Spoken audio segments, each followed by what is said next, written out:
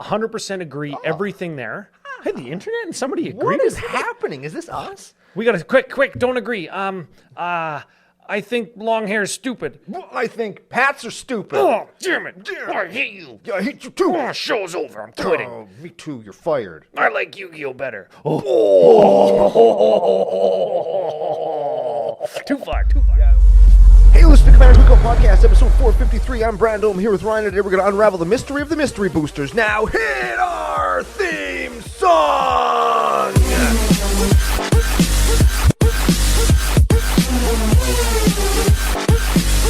Hey, Ryan. We're back for yet another whirlwind adventure. How you doing? Good. What is going down? Whole bunch is going down. We're here extra early at the studio because we have an event that by the time anybody hears this will have passed, but you and I and producer Gary are very excited about it. Yes. We have some stories to tell, some people to thank, and we're going to talk about Mystery Boosters 2 and our feeling about the release and the set overall. Mystery Toosters? 10 out of 10, Ryan. That's why people show up to Commander Cookout, that's is it. for that good content. But before we get to any of that stuff, we have to thank our official business daddies, FusionGamingOnline.com. They are your source for all your gaming needs.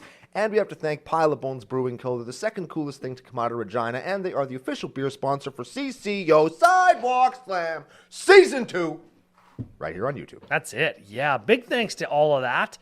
I guess you can't get Mystery Boosters 2 at FusionGamingOnline.com, but if you need anything else. Yeah, if you need some sleeves, if you got some, Yeah. Festival in a Box, need some sleeves? Oh, yeah. Deck yeah. box? Singles, binder pages? cards, sealed product. I imagine that singles will eventually begin to roll out. I'd imagine they Yeah. usually invest in stuff like that. They usually do all the secret yeah, and stuff. and we're going to talk about how to get it, where to get it, when to get it, all that stuff. But before any of that, if you want to get a discount on the stuff you're going to buy anyways, FusionGamingOnline.com, use CCO Summer promo code, or if it's your first time and you're spending over 100 Canadian dollars, that's like $3 USD. You can go and use CCO Perks promo code to get 10% store credit kickback. That store credit stays in your account for however long you want. It doesn't expire, right? So eventually, if and when we can get Mystery Boosters 2, you can use that store credit there. You can get your white border Mardu Outrider. That card is good. I wouldn't play it in Commander, probably, but I would certainly play it like in Cube and Limited. So before we get into any talks on cards, and like we're not going to do really a set review, but we're going to give some thoughts and insights about, I guess, products like this and where we've seen it before, and kind of the critical acclaim, the reception, and our anticipatory thoughts. Yeah. Before we get to that, though, big thanks to the Dufferin Avenue Media Network and producer Gary for letting us be here. Yeah, we're in the studio. We're in the studio early morning. We've got a convention to go to after this where Brando and I are going to be talking about like kind of starting up content and building a community and carving your niche, I guess. What the hell do we know about that? I don't know, but what I do know is we did do something right, because CCO Nation, all the people who watch and listen and frequent and support Commander Cookout in every way that they do is probably the best fan base in all of Magic. That is the truth. Total And 7s out of 10. We have said time over time, and we will continue to say that we will fight people who say otherwise. Physically. We're into Yeah. physical altercations over it. And we'll win because they'd probably help us. Oh, yeah. They There it would. is. The nation would stand up, and we just start getting phone calls and texts. Hey, does somebody need beat up? Yeah, this guy. Yeah, so if you want to be part of the nation, you head on over patreon.com/CCO Podcast. You get your Patreon nickname. Thank you, and an FU on the show. Yep. You get into our Discord and get finger blasted. That is how everybody says hello. Yes. Mostly middle fingers, sometimes other fingers. Sometimes but, people also say hi, which is crazy. Oh, yeah. I say happy finger blasting. That's what I say, because there's usually a bunch of it. And my favorite thing is people get in on the planning for events coming up, like Regina. We've got Pile of Bones Tap Room booked for however many people are coming. Numbers are still coming in, but Toronto the next weekend for me, and then for both of us again in Calgary in November. Yeah, And gonna be fun. everybody who knows that and is planning to come is like, why do you talk about that so much? A, because it's a big deal for us, and those events represent like a really important part of our community engagement. Yeah. But B, It's fun. okay, and C, C, we get like some of our close friends and some of the people that we know are either behind or don't listen to the show every week or only listen to set reviews say, well, when did you guys say you're going to Calgary? I didn't even know. Only every frickin' show, right? So we have to mention it as frequently as possible because somebody might see this as like a Mystery Booster 2 kind of mini review and be like, oh, yeah, I should watch that. Yeah. Well, now you know we're going to Regina, Toronto, and Calgary for the face-to-face games events. In that order. Yes, in that order. So Duskmorn review is Toronto. I'll be there. We're going to have a little after party there. Some trivia that Uncle Brando was supposed to help me with, but I just made him do all of it. And then Calgary, we're going to have the whole CCO house. Rusty Trom Jones coming. Hell yeah, Keel and Peepee coming. Hell yeah, they are. Our good friend Mac Daddy I coming. like that guy. He's fine. Yeah, Mac.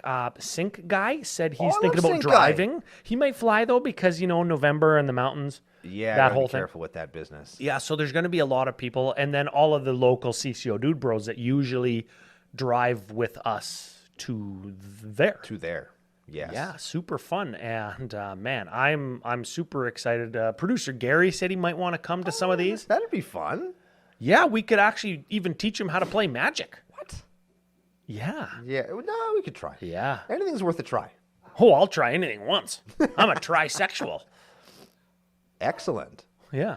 So Excellent. I want to try opening up mystery boosters. The unfortunate part is though that I can't. Correct. Yeah, So we cannot tell do me it. about that. So here's the gimmick here. So they released. Let's do a history lesson first. Okay. Mystery Boosters 1 came out, I believe, in 2020. Okay. Was the first gimmick. I think that they were initially planning to do it just like this, where you had to go to a convention where you could get the mystery boosters. They and you were. open They them up. were. That's how we got Mystery Booster Convention Edition. And then something happened in 2020. I don't remember exactly what it was, but an event happened that caused them to rethink their strategy, and they released a retail edition that they sent to LGSs who may have been impacted by this nameless event. Yes, and these were Mystery Booster Home Edition or Store Edition or Retail Edition. Retail edition, and they Hold on, I got to interrupt you. Okay. If you're interested in this kind of talk,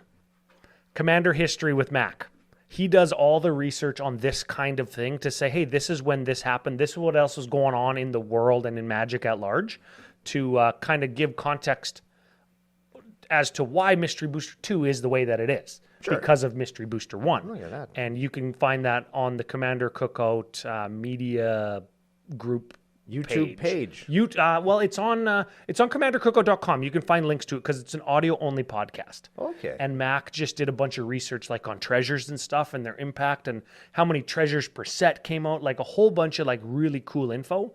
Mac put all that together. And I don't know if we'll ever do an episode on mystery boosters. So carry on. So this life-changing event happened in 2020, and you couldn't go to events anymore to get mystery boosters. Yes, so they released mystery boosters that were available to the local game store, which, I mean, you still weren't really technically allowed to draft with them as was intended, but you could pick them up, and it was a Order them promotion. online, and yeah. It's a promotion to help out game stores, and it was really cool, and they were really well received. I opened a couple of them. Lots of our buddies opened them. They're super fun to open Flippy as well. They're probably I would say they're probably the #1 open Flippy product. Oh, that is saying something, Uncle Brando. Not necessarily for sweet hits, but just how the flow of the game works. 'Cause it's like 2 white cards, 2 blue, Yes, right? the packs are engineered for limited play. And the sets are huge. Much like this one. Like we're looking right now at a spoiler of 385 cards. Those are white bordered cards that were released in Mystery Boosters 2, and some Future Sight cards are also listed, and the play test cards as well. The playtest convention edition exclusive. And we should distinguish originally in the convention edition. Do you remember being in, I think it was Las Vegas in 2019, Gavin Verhey, who designed this product originally, or was like the lead architect or whatever on it, he was walking around with Mystery Booster convention editions with like security guards and a briefcase handcuffed to his hand. Like they made a big spectacle of it because it was like ultra rare cards, draft, super exclusive to play, and it became super expensive. And man alive, because you could only get these play test. They look like they have those white stickers stuck to them. Yeah, like pieces of paper slipped in front of a real Magic card. Yeah. Playtest design cards, you could only get those in the convention edition, like OG original Mystery Booster boxes. Yeah. And surprise, surprise, where could you get those? At conventions. Exactly. That's it. So when conventions stopped happening and we got Mystery Booster Retail Edition, that's what I'm going to call it, they substituted the convention playtest cards with cards from the list, which is great, and that gets us reprints. Yeah, and then they're cards you can actually play as well. Because the thing with those playtest cards is they're neat, and some of them, if you look at them on the internet, they have a fairly high resale value, but it's so niche, and that's why the price is so high. And yeah, because they were super rare, and sometimes you got to rule zero them in, or they're wholly unplayable, or they kind of resemble what an uncard would be. Yeah. So people don't like playing with them or against them. And do you have any? I do, actually, but not from Mystery. I have the toe-kicking helmet one from Gavin's mystery event in MagicCon Minneapolis. Neat. Gavin's mystery event. Yeah, Zoidberg Jesus gave it to me because he knew it was a reference to Viggo Mortensen kicking the helmet in the Lord of the Rings movie. And he said, I thought you might want this for your Lord of the Rings collection because it is a reference to the Lord of the Rings. And it remains with my Lord of the Rings collection. I have a Norn and Torbrand. Oh, yeah, right up your alley. Yes, it doesn't do Norn or Torbrand, though, which is very disappointing. Anyway, the moral of the story is the Mystery Boosters one was a vast success. It was around for a bunch of years. You can still kind of see it floating around at events and stuff. Yep. Mystery Boosters 2 came out, and everybody was pumped. You see all these great reprints. We're looking at, like, there's 8 cards on Ryan's screen right now. Bro, we're going to go into reprints after 1, 2, 3, 4 of them on the screen right now of the 8 cards we can see are very solid reprints. Yeah. So everybody's really excited. And then it's announced you can only get it at the convention at home, which is available through the Secret Lair website. At conventions. Or at conventions. And yes. At the conventions, you can't buy the boxes. You can play in the drafts. Yes. Which is, I think that rubbed a few people semi the wrong way because 2 things. One, they released the previous mystery boosters at retail, which set a precedent. And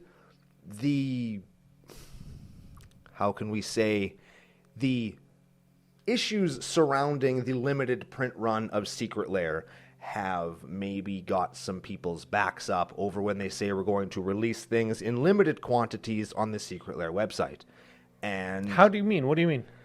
Well, Secret Lairs now sell out 5 minutes after release because bots and retailers buy them all, and the average human can't get them. They left the print-to-demand model and said, yes, Secret Lairs are going to be this, and that's it. Yeah, and that a lot of people are rubbed the wrong way by that. And when this first went up, it sold out in an hour. When this Festival in a Box first came out, the one way to get your very own box of Mystery Boosters 2 went up. It was sold out in an hour. People saw fancy reprints. They saw original art, but in like the modern frame or white border or future frame. They saw playtest cards, and their eyes turned into frickin' money signs like Mr. Krabs on SpongeBob. Yep. And they're like, I need to get this. Correct. Now, as of time of recording, I checked before we came in. It's August 24th. You can buy them still. They replenished the stock. Okay, yep. And I think that's a good news story. They seem to have noticed that this is an issue, and they remedied it. Good, right? So as of today, right now, you can still buy these. I don't know if when people are hearing this, they're going to be around, but I would wager they will be. So you can get these at a premium, along with a couple of Secret Lairs and some other stuff that you get in the Festival in a Box. But you can't just go to your local game store and buy this product. And I think a lot of people take umbrage with that because it is a set that could put a ton of cool reprints into people's hands. Mm-hmm. And it's not going to do that. I will take a little bit of a different line. not the opposite side of the conversation or argument, but a different line. Okay. I am a fan of reprint sets. I'm a fan of limited exclusive sets with 2 whites, 2 blues, 2 blacks, 2 reds. I like playing those. I like open flipping those. I like when they have great reprints for other formats and Commander, different frame treatments. I like all of those things. Yes. And this set has all of those things. And I'll bet you this is a cool draft environment too, which is weird for me to say. Yeah, I always think of my experience with Modern Masters 1 and how much fun I had drafting that. And when that was new and it was the first time that we'd ever seen a product like that, that was like a core set or a reprint set, but designed specifically for limited exclusively. And ultra powerful reprints of all of the highest caliber stuff. And oh man, I remember it was awesome. And I think that this is going to be like that. I don't remember if I ever told this story, but when I did my first Modern Masters draft, I got my pool and I opened 3 of the white Kamigawa Dragon in my 3 packs that I had. And I lost that draft very handily. Oh man, my first Modern Masters draft, not Modern Horizons, Modern Masters. Modern Masters, that's yeah, like back in 2013 or 12 or whenever Modern Masters 1 came out. I drafted I went green, blue, suspend. Dang. And I frickin' ranched everybody. It was like turn 1, suspend a 4/5. Turn 2, suspend another 4/5. Turn 3, suspend another guy. Turn 4, suspend, and then it was just like counterspell, removal, bounce. Oh, cast this guy, cast this guy, cast this guy, cast this guy. Yeah. Hit you for 20. I win. It was like, oh, it's so awesome. But anyways, I'll take this different line. Yes. I love what this set is. And I love that you can get your hands on it through convention at home. And I think that product is a fantastic kind of technological advancement as a result of 2020 and the shutdown. Yes. I like that exists.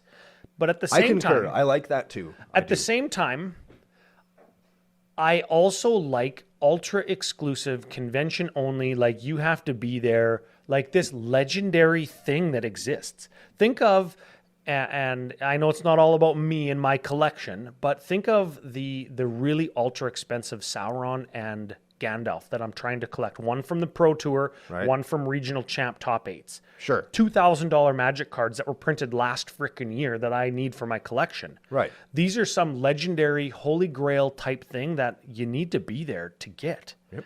Ultra exclusive, rare, right? Like, okay, nobody's complaining really at large that they can't afford a Black Lotus because it's so wholly out of even the conversation for 99.9% of the entire world. Like nobody's ever going to be able to get their hands on it, afford it, and I even see it. Yeah. Right? And this exists like that does for so many people, just not because it's expensive, but because it's exclusive. Yeah. And this is a trading card game, and exclusivity does lead both to kind of contempt and not liking stuff, but also to really positive feelings for the people who can get their hands on it and do it and have the experience. But like this legendary kind of almost like urban legend kind of mythical, oh man, can you imagine if we get to do that one day when I'm a grown up and I don't have any cares and I have all the money in the world, like that fantasy exists. Yeah, well, I mean, the fantasy exists. It does. Yeah, we're not going to go there though. No. And I can go to my own Magic Con and play something like Mystery Booster. Like that kind of leads to kind of this mythical kind of history and anticipation for the next generation of Magic players. And I think that's something that we want in our game. And this is something where, like, if you wanted to draft this at your house, and if I, Brando, wanted to buy a box of this Mystery Boosters 2, it would cost me several hundred Canadian dollars. Yeah. So convention in a box. Is that like ordering a secret lair in Canada? Well, yeah, except it comes in a box about this big. Oh, so fuck. The already $100 shipping is even more. But if I wanted to buy this and draft it with my friends, like you were talking about, get that Holy Grail experience, if you go in with 7 of your buddies, now there's 8 of you, it's going to cost you $50. Okay, so which is about what you're going to pay for the draft anyway. Yeah. And then you can do what you want with the secret layers and the collector boosters and all the other stuff that comes in. Use them it, as right? prizes for your convention in a box. There you go, right? And Yeah. in that way, I think that it's a really cool idea and a cool product where if you want the Holy Grail experience, you can get it. But if you're buying these for the super expensive exclusive reprints, one, you shouldn't, because one thing that they don't tell you about this set as well, we're looking at 385 cards on the screen. There's like 700 other cards that take up 10 slots in every pack.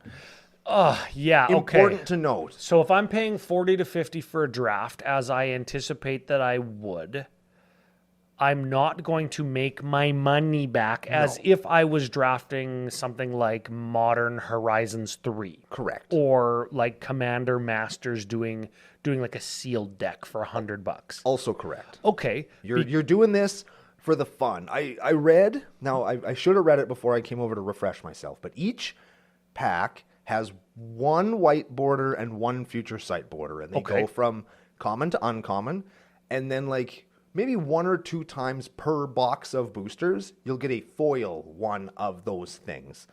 And that's where the kind of the big money comes in, is the foil rare and mythic rare white border, future sight border cards. Yes, you said common to uncommon. You mean common to mythic. Yes. They run the gamut of rarity on each special treatment, and you get one per pack? 1 or 2. I forget how many. 1 or 2 per pack. That's either white border or future sight. Yes. And then a foil one of those once per box-ish. That is, and remember these days. back in my day, you know exactly where I'm going with this. You used to buy a box of Invasion or Masks or Onslaught, and those were 350 card sets. Yeah. Right? OG Mirrodin, 350 card set. OG Kamigawa, 350 card set. Yep. One foil card. Never mind rarity. One foil card per box. Right?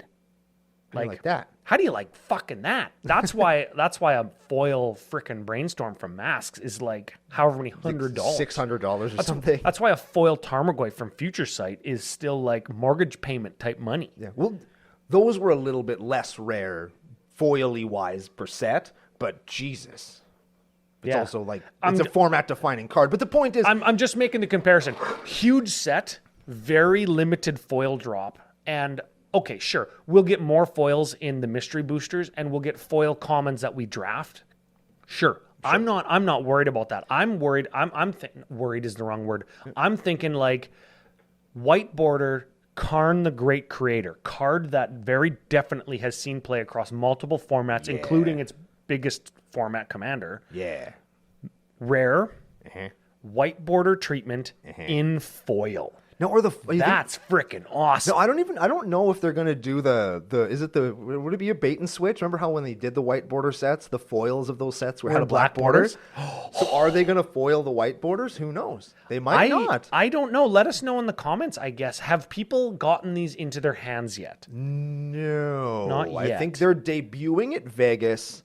And I They believe would, the shipping for these begins September 17th, if I remember. How can I remember that? But I can't remember what comes in the end of the pack. Anyway, September 17th. How can you remember that and not remember somebody you just met's name? Brain injury. Brandology. But I think that you're right. I think that this is really cool. And there was lots of fervor and lots of talk online about how, these are terrible, they're exclusive, they're printing all this reprint equity into this set that nobody's ever going to get. Well, here's the counter that I had to that in my brain. And you can tell me if I'm being over the top or not. Okay. The answer, probably yes. Mystery Booster 1, like we said earlier, was available for 5 years-ish, 4 or 5 years, you could get it. Oh, yeah. They just printed it into whatever. And people opened the cards and they either had them or they vendored them for things that they wanted, thereby putting them into the pool of cards that people could get. And I would imagine that this set will be the same, where people are going to open it, they're going to trade the stuff in that they don't want, and they're not going to be super common, but I think that you are going to see an influx of these in certain places, and you're going to be able to get them maybe not from your local game store, but I'm sure from Fusion and stores like Fusion, you'll be able to pick them up. You utilize that wish list function like we talked about before, and these are going to pop up more often than I think people believe, unless you're after the super exclusive, I want the foil Future Sight Brainstorm or Sol Ring. I'll bet you that Sol Ring is going to be big money. I need 4 Future Sight Brainstorms for my all Future Sight, all foiled Legacy deck. There you go. Right? And I need 4 of those fuckers. Right? Yeah. Now, I'm going to add to that. I 100% agree. Everything there. Hey, the internet and somebody agreed. What is happening? Is this us? We got to quick. Don't agree. I think long hair is stupid. Well, I think Pats are stupid. Oh, damn it. I hate you. Yeah, I hate you too. Oh, show's over. I'm quitting. Oh, me too. You're fired. I like Yu-Gi-Oh better. Too far. Yeah, too okay. far. We pushed that joke too far. Okay, we're sorry, everyone. We're sorry. Ooh, don't cancel us. I agree with you. Ooh. More than... okay, Karn the Great Creator. Go back to that because it's on the screen. It's on the screen. We're using it. Yeah, multiple format all-star planeswalker, prolific character in the story. Yep. More people want black border version of that card than want white border version of that card. Correct. So if you're mad that you are like the white border guy and you're never going to be able to get this, probably you will. Yeah. Probably you will, A. And if you can't, and you already have a black border one, just like erase the borders and make it white border. Like, I don't know. I see white border alters all the time. Look at Chris Von Doom makes white border stuff just to troll people. Yeah. He's like, guys, check out my Cabal coffers. I just white bordered it. And everybody's like, yes, son of a bitch. And I'm like, fucking good job, Chris. I like seeing it, right? Like, wreck those magic cards. Remember when our buddy Ben, he played Modern Jund and he had 4 Lilianas of the Veil when they were $200 a piece, and he whiteboarded all 4 of them. Ooh, see? Just it's brutal. It's like when I post a set of painted dual lands on Twitter to show them off. Like, look at I kind of put a little piece of myself into these because I try to do my best job possible on duels because they're like timeless, right? It's like buying an engagement ring. It's timeless, right? Diamonds and gold don't go out of style. Just like dual lands. Yeah. And I always get, fuck, there's a bunch of ruined cards. Guy will never be able to sell those. I'm like, get fucking bent. Like, get out of here. Somebody likes these, that makes them cool, right? Yeah. Because somebody thinks they're cool. That's right? how art works. And these white border cards, I like some cards and art treatments and frame styles in white border. I think they look good. And if there was one of these if these actually the foils are in white bordered, I'm sure I could find a red card for Norin just for it to be fun, right? And I think that would be neat, and I would look forward to doing that. And you'll complain about the cost of it, but you'll pay it anyway. Yeah, so shut the fuck up. Well, I have the benefit of full disclosure. People are like, Brando, you're aggressively foiled. Yeah, we have a little deal with Business Daddy. They send us some stuff. Right, so I can get stuff like this for. I can fun. splurge a little bit more on stuff like this. You know what the other thing too is when you open so many packs, it's like you're just rolling over credit into credit into credit into credit. Think Brando makes any money off of this? Not a chance.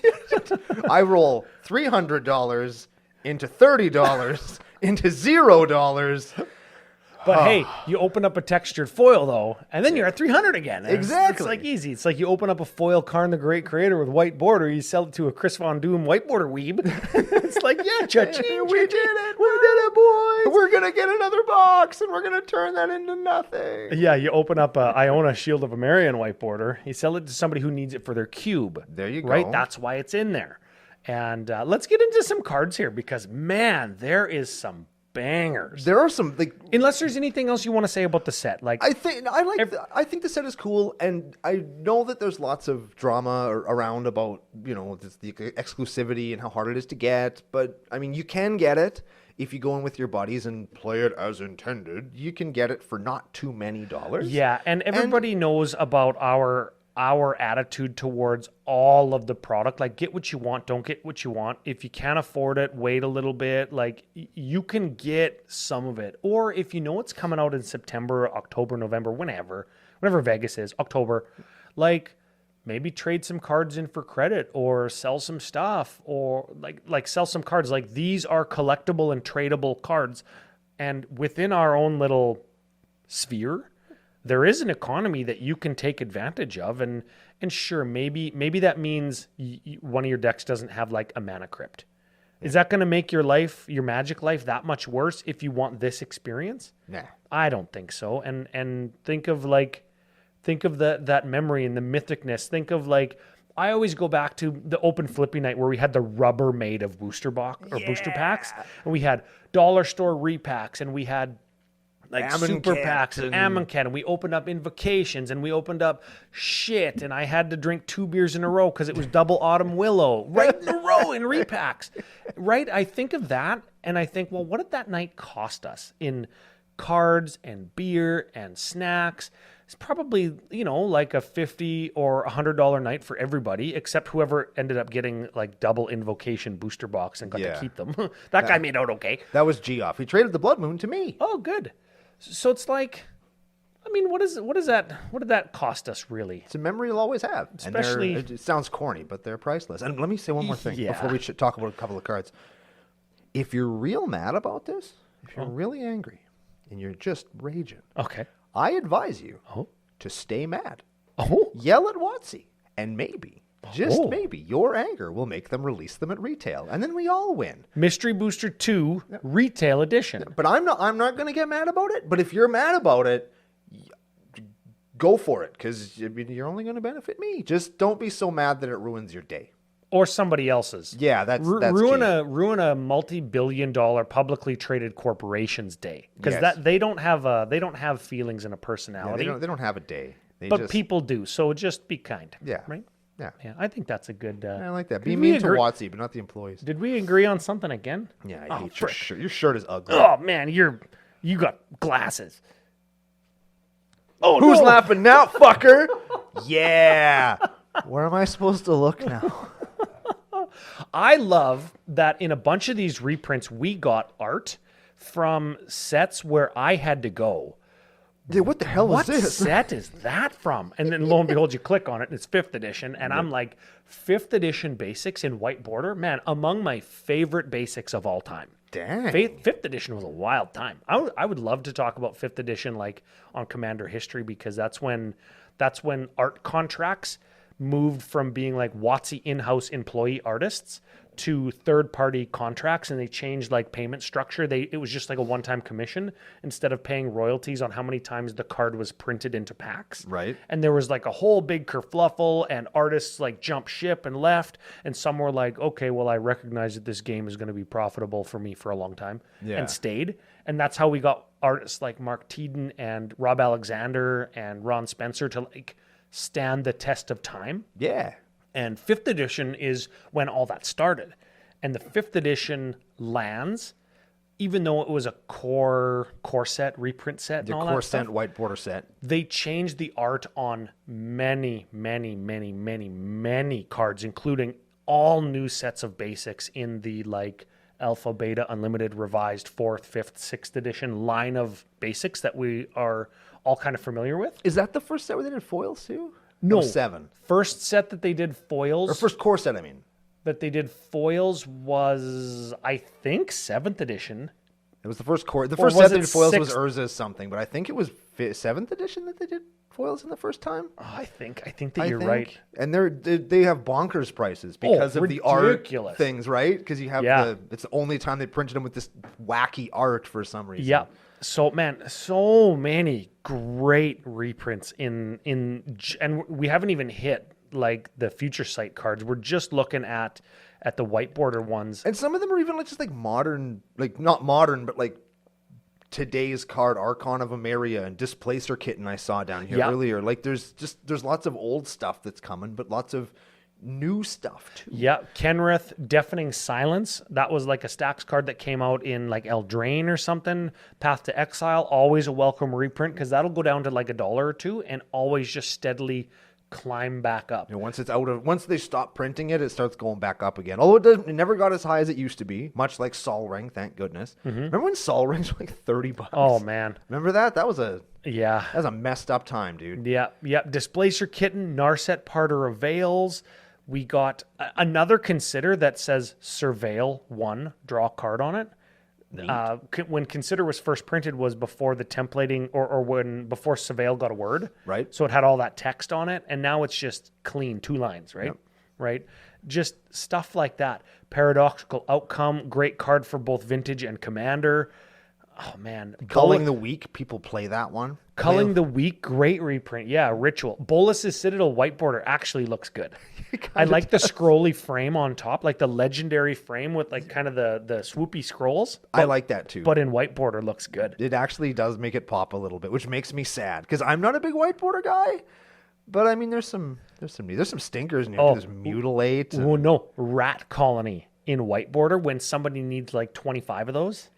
Yeah, I think they did Relentless Rats in the Future Sight frame too. They're really. I told Ben, he plays a Relentless Rats deck, our buddy Big Ben. And are we almost to the point now, and you can correct me, Rats players, where we could almost get each one of your Relentless Rats as a different art? Ooh. Instead of shelling 30 different ones. Huge dollars to get all of them be the same, you can shell out like medium dollars to have them all be different. That's pretty cool, man. Is that a bigger travesty than Trolley Mismatched Basics when all of your rats are different? Oof. Well, think about the Nazgul. Right? You want 9 different Nazgul. I suppose, and if you could have 30 different Relentless Rats, that's pretty cool, man. I like that. You know what? You convinced me. I got to make a Nazgul deck. I mean, I did it. I know that's not what you were trying to convince me of, but it is where we ended up. All right, let's look at some more reprints here. Throes of Chaos. Check this out. Cascade, Retrace. No other words on the card. Yeah. Fantastic. And I play that card. Red 4. It is a good card. Cool, hey? Wish. Oh, yeah, is Wish in here? Just Wish. Yeah, Wish. Yeah. Wish. And we got a whole bunch of like Noxious Revival, Gitaxian Probe. We got some of those that are always welcome in Commander because they're free and they're combo pieces in addition to being like effective at whatever they do. The other cards that just became expensive because of whatever. Let's get down to the Future Sight cards. That's what people give a shit about. We got some CEDH reprint staples, Summoner's Pact, Veil of Summer. Those are fantastic. Okay. Future Sight card is what you're saying. Yeah, let's just go down to those because those are probably better. Oh, man, so many great. Tarnished Citadel. I missed that one. There we go. See, like so many. Oh, look at Cabal Coffers white border. Chris Von Doom doesn't have to play his homemade ones anymore. He can retire his homemade jank ones. Oh, so good. I've been seeing lots of people talking about the Dryad Arbor. They got a reprint. Now that it's white border, you can tell it apart from your forests. Oh, what if you play white border forests, bro?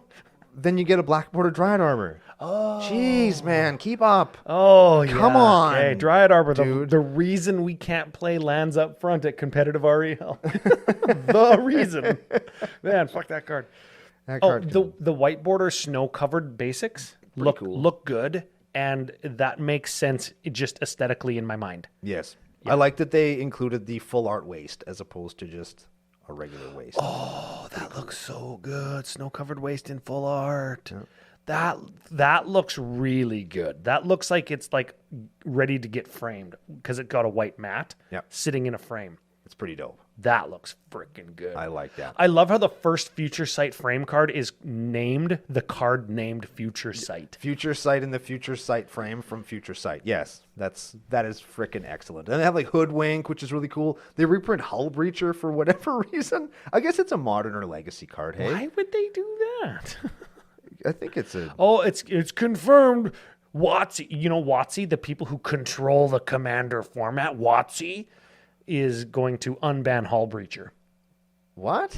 I don't think they're going to do that, man. None of what I said is actually correct. Yeah, I don't. So for everybody who takes it out of context, trying to make a short out of that, sorry. Editor Joe, give me a timestamp. There we go. Singer Vampire and Ernim Jin with the Beatdown box set and art. Ball Lightning too. Beatdown Ball Lightning art. The Beatdown Ball Lightning. Well, Uncle Mac will be happy. Hey, Relentless Assault with, man, what is that art? It's got to be a 5th edition art, hey? Is that 5th edition or is that... It's not the 7th edition. What the hell hell art is that? It is. Oh, it's from Portal. From Portal. That might as well be 5th edition. Might as well be 5th edition art. Yeah. Oh, man. Yeah, the first time this card was in foil, Relentless Assault, was in 7th edition. I have one of those. Oh, yeah? Yeah. Uncle Brando needs a new tattoo fund. Yeah, I try really hard not to think about that stuff because it makes me uncomfortable when I take stuff out to play with it.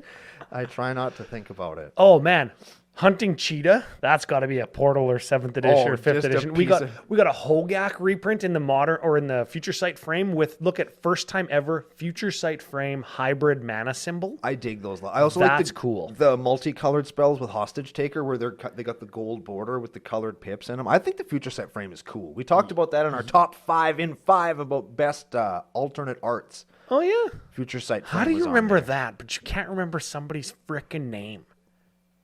Brain damage. Brandology, everybody. Yeah, Brandology. Yeah, we got Black Vice and the Rack. Longtime Magic players are going to like those reprints, and some people collect those or collect the cards that have Stuffy Doll on them. Yeah. And while these don't, lame. the Black Vice does kind of have a Voodoo Doll type vibe to it. Sure. Which, I mean, they didn't commission any new art for any of these, but if you collect that or those cards, well, now you got more. They got some. Oh man, look at Okugachi Vengeful Kami. Look at that mana cost in the Future Sight frame. They pushed it to the limit. Hey, Yeah, they just trolling us now. That's what that is. that is fantastic. They probably picked that card specifically for its mana cost. Yes. Wooburg and a colorless to fill up every single dot. Do we have any of those yet? No, That's got to be the first that's one. the first one. That is so aesthetically make me happy Strange. in pants. Yeah. And they even put it in Wooburg order. Oh, can you imagine if they didn't? That's what I'd be mad about. Fuck them. Fuck them selling my shares. Fuck them. That would make me so mad. But they did it. They did it. They saved. And we got some like arena only cards got printed. Goblin Gang Leader, Vidalcan Dragon. There's a couple of those. There's just some weird stuff. There's some alchemy cards that make a frickin' let's take a look at return those. in here. Things that don't even make sense, which I assume means that we're going to get some really neat tokens that come along with the pack. Yeah. There's something that conjures lightning bolts into your deck. Huh? Yeah. How do we do that in real life? They give you tokens. I assume. I that our suppose it's lightning no bolts- different than the guy that's like cast a Black Lotus, cast a Brain Yeah. Geyser, that guy, right? Yeah, except they put them into your deck, which is crazy.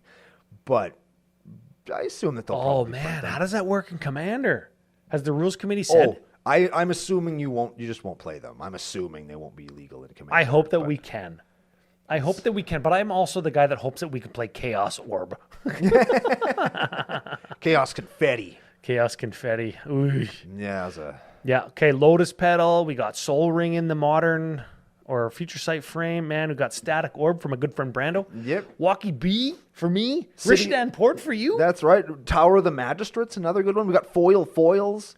We're going to get foils in the Future Sight frame. Gix, Urza, Titania, Protector of Argoth, Dragon's Approach. DP. I love DP. Dragon's Approach. Oh, so good. There's just a lot of really just neat stuff here, and I'm really looking forward to people cracking these and opening them and just getting some neat conversation pieces for their decks. I think that that's going to be really cool, and I think at Yeah. the end of the day, that's what this was designed for, and it's going to do it. And maybe like I'm not going to get any of it, and I'm not mad about that. And I don't think anybody else should be, unless they're going to petition WotC to make it so that we can all get it, in which case, stay angry, my friends. Dude, you know what? What we just did, just going through the set, and I've seen the set or like a bunch of the cards in the Commander Cookout Discord. Get on there if you're a patron. Thank you for the support, F you. I've seen a bunch on Twitter. I've seen some of the vitriol. I've seen a bunch on Facebook.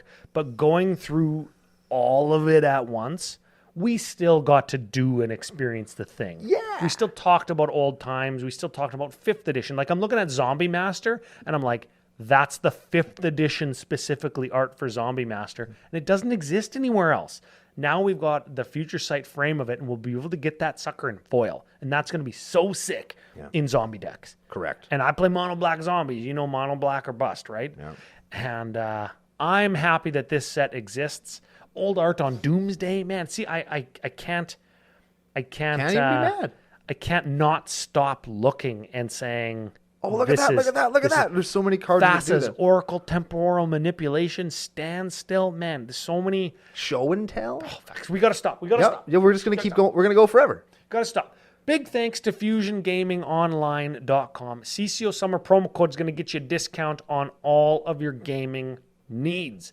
Pile of Bones. We're going to be there after the Regina face-to-face show, and big thanks to them for sending us Quark, this beer that we have on the table that you'd see if you're watching on YouTube. Which you should be! I don't know if we did that already, but Editor Joe works really hard, and we appreciate him, especially on days that we have 2 episodes or weeks that we have 2 episodes. Yes. Any last words? I think this set is great. If you get it, draft us. Draft us? Yes. Contact us. Let us know how you did in the draft, or if you just cracked some stuff. Show us some pulls. Tag us on Twitter. Do all that kind of good stuff. Thank you so much for supporting the show. Check out patreon.com/CCO Podcast if you would like to help the channel grow, if you are in a position to do so. We really do appreciate it. Thanks to producer Gary. Thanks to the Damn Studio. Thanks to you for listening. And we're going to be back next week with another exciting episode of Commander Cookout Podcast. Hit our theme song!